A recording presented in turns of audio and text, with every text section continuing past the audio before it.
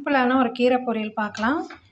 முளைக்கீரை, அரைக்கீரை, சிறுக்கீரை நீங்கள் எது வேணாலும் இந்த பொரியல் பண்ணி சாப்பிட்லாம். கடையிறத மசியல் பண்ணுறத விட பொரியல் பண்ணுறது வந்து ரொம்பவே சத்து மிக்கதாக இருக்கும். ஜஸ்ட் ஒரு 5 நிமிஷத்தில் ரெடி பண்ணிட்டோன்னா 5 நிமிஷத்தில் ஆகிடும். கீரை நல்லா பொடியாக காம்போடையே நான் கட் பண்ணியிருக்கேன். அடி காம்பை மட்டும் எடுத்துகிட்டு இந்த மாதிரி கட் பண்ணியிருக்கேன். பொடியாக கட் பண்ணிக்கோங்க. தேவையான வெங்காயம், காரத்துக்கு பச்சை மிளகாய் ஒரு 2 கீரி வச்சுருக்கேன். பாசிப்பருப்பு வந்து அரை வேக்காடாக வேக வச்சு வச்சுருக்கேன். தேங்காய் துருவல் கொஞ்சம் இருந்தால் தான் நம்மளுக்கு கீரை பொரியல் ரொம்பவே டேஸ்ட்டாக இருக்கும். அதே மாதிரி தாளிக்கிறதுக்கும் நீங்கள் எல்லாமே ரெடியாக வச்சுக்கோங்க. எண்ணெய் ஊற்றின பிறகு நம்ம வந்து தாளிக்கிறதுக்கு தேடுவோம். எண்ணெய் ஊற்றிட்டு நம்ம கடுகை போட்டு தேட ஆரம்பிச்சோம். காஞ்ச மிளகாய் எங்கே இருக்குது, பூண்டு எங்கே இருக்குதுன்னு தேடினோன்னு நம்முடைய ரெசிபி வந்து ஸ்பாயில் ஆகிடும். எண்ணெய் ஊற்றினோடனே நம்ம காய ஆரம்பிச்சிடும். நம்ம கடுகு போட்டோடனே வெடிக்க ஆரம்பிச்சிடும். அதுலேயே கொஞ்சமாக சீரகம் நம்ம ஒரு கட்டு ஒரு அரை கட்டு நான் எடுத்துருக்கேன். கொஞ்சம் ஒரு 1 பிஞ்சுன்னு வச்சுக்கோங்களேன், எடுத்துக்கோங்க. காஞ்ச மிளகாவே இதில் சேர்த்துடலாம். கொஞ்சமாக உளுந்து சேர்த்தாலும் நல்லாயிருக்கும். இப்போ இந்த உளுந்து மட்டும் கொஞ்சம் நல்லா ரோஸ்ட் ஆகணும். நம்ம கடுகு பொரிஞ்சிச்சு, சிம்மில் தான் இருக்கணும். இது கொஞ்சம் ரோஸ்ட் ஆகட்டும்.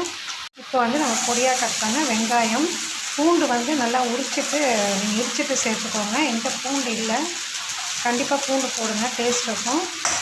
இப்போ இந்த வெங்காயம் போட்டு நம்ம காஞ்ச மிளகாவும் சேர்த்துருக்கோம், பச்சை மிளகாவும் சேர்த்தா தான் நமக்கு டேஸ்ட் இருக்கும். கொஞ்சமாவது அந்த காரம் இருக்கும். உங்களுக்கு வேணும்னா நீங்கள் என்ன பண்ணலாம், லாஸ்ட்டாக பொரியல் கடைசியில் இருக்கும் இல்லைங்களா, அப்போ வந்து மிளகுத்தூள் கூட நம்ம போட்டு இறக்கலாம். அந்த டேஸ்ட்டு கூட நிறைய பேர் பிடிக்கும். இப்போ இது வந்து ஓரளவுக்கு வதங்கினோடனே நம்ம கீரையை சேர்த்துக்கலாம். கீரையை சேர்த்த பிறகு நம்ம வந்து ரொம்ப வதக்கக்கூடாது. பாருங்கள், காம்போடையே சேர்த்துருக்கேன். நல்லா வெந்துடும். மசியல் பண்ணும்போது அதில் இருக்கிற சத்து ஓரளவுக்கு குறைஞ்சிரும். ஏன்னா அது நல்லா வேகுது, கடையிடும். இந்த மாதிரி பொரியல் வந்து நம்ம வாரத்துக்கு 2 தடவை செஞ்சு சாப்பிட்லாம். வந்து கொஞ்சமாக மஞ்சள் தூளும் தேவையான உப்பும், தூள் உப்பு சேர்த்துக்கோங்க. அப்போ தான் நமக்கு வந்து பொரியலுக்குலாம் ஈஸியாக இருக்கும். அளவு கரெக்டாக தெரியும். ஸோ இது வந்து ஒரு கலர் மிக்ஸ் பண்ணிவிட்டு ஜஸ்ட் நம்ம தண்ணி கொஞ்சமாக வேகிற வரைக்கும் தண்ணி ஊற்றா போதும். ரொம்ப தண்ணி ஊற்றிட்டு சுண்டை விட்டோன்னா நம்மளுக்கு அந்த கீரையினுடைய ஸ்ட்ரென்த்து, அந்த சத்து போயிடும், கலரும் மாறிடும். ஸோ தேவையான தண்ணி ஊற்றி மீடியம் ஃப்ளேமில் இது வந்து ஒரு 3 நிமிஷம் இல்லை 2 நிமிஷம் தான் இருக்குது. இப்போது ஓப்பன் பண்ணி அது 2 கொதி வந்துருக்கும். ஸோ அதை மேலே வந்து பரட்டி விடுங்க. ஏன்னா கீழே மேலே இருக்கிற கீரையும் வேகணும் இல்லைங்களா. இப்படி பரட்டிட்டு திருப்பி மூடி போட்டு வச்சுருங்க.